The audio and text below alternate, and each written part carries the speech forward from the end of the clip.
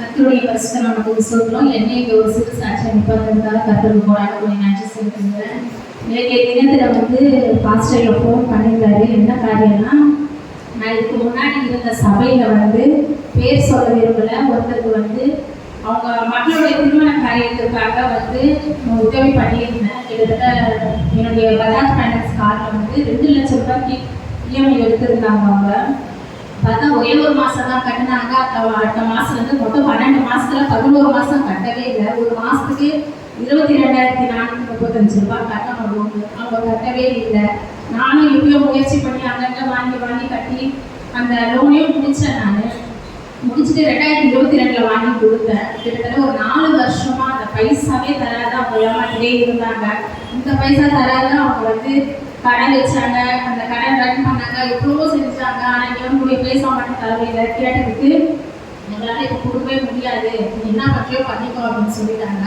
அதனால அந்த சபையை விட்டு நிற்க வேண்டிய நிலைமை ஆயிடுச்சு. கிட்டத்தட்ட 3 லட்சம் ரூபாய் கடன் ஆயிடுச்சு. அந்த 3 லட்சம் ரூபாய் கேட்டதுக்கு என்னால் ஒன்றுமே பண்ண முடியாது, எந்த பைசாவே இல்லைன்னு சொல்லிட்டாங்க. அதுக்கப்புறம் அந்த சபையை விட்டு நின்றுட்டு போலீஸ் ஸ்டேஷனில் போய் கம்ப்ளைண்ட்டும் கொடுத்தோம். கம்ப்ளைண்ட் கொடுத்து கூட அவர் அந்த பைசாவை தரவே இல்லை.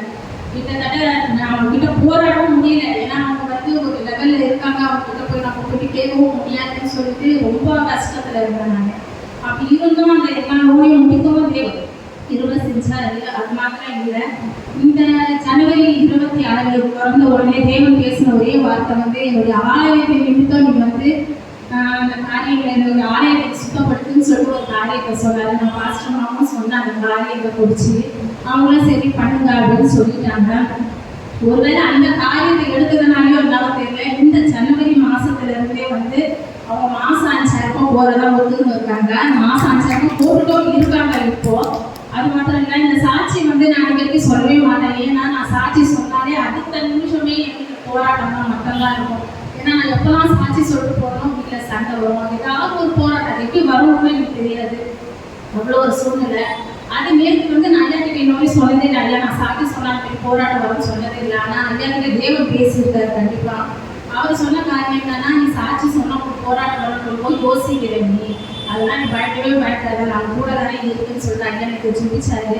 அதனாலே முக்கால்வாசி எனக்கு ஒரு மனசுல கொடுக்குது. எவ்வளோ 4 வருஷமா போராடியும் அந்த பைசா நம்மளுக்கு கிடைக்கல. ஒரே ஒரு மாணவருக்கு கீழ் படிஞ்சு அந்த சுத்தம் பண்ணுற பணியை நம்ம எடுத்தோம். அதுலேருந்து பைசா தர ஆரம்பிச்சாரு. அப்படியா நம்ம சாட்சி சொல்லக்கூடாது அப்படின்னு சொல்லி எனக்குள்ள ஒரு மனசில் விட்டுதல் இருந்தது. அதனாலே அவசி அந்த சாட்சி சொல்லிடணும் அந்த வாட்டி எப்படியாதுன்னு சொல்லிட்டு ஐயாக்கிட்ட நான் சொல்லிட்டேன். சரிங்க ஐயா நான் சாட்சி சொல்லறேன்ட்டு. ஏன்னா எனக்கு தேவனுடைய மகிமைக்கு தான் சொல்கிறேன். ஏன்னா எத்தனையோ சாட்சிகள் நம்ம ஜீவனோடு வச்சிருக்காரு. நம்ம யாரும் சாட்சி சொல்கிறதே நான் கிடையாது. நான் சாட்சி சொல்லி 2 வருஷம் கிட்டத்தட்ட ஆயிடுச்சு. அவ்வளோ சாட்சியை நான் சொல்கிறது 2 விஷயம் பற்றி. இந்த வருஷமும் எப்படியாவது சொல்லக்கூடாது, முடிச்சுட்டு அப்புறம் தான் சொல்லணும்னு நினச்சேன். நான் தேவன் எனக்கு ஐயா மூலியமா பேசுனதுக்காக நன்றி. ஐயாவும் எவ்வளவோ ஜெபிச்சாரு.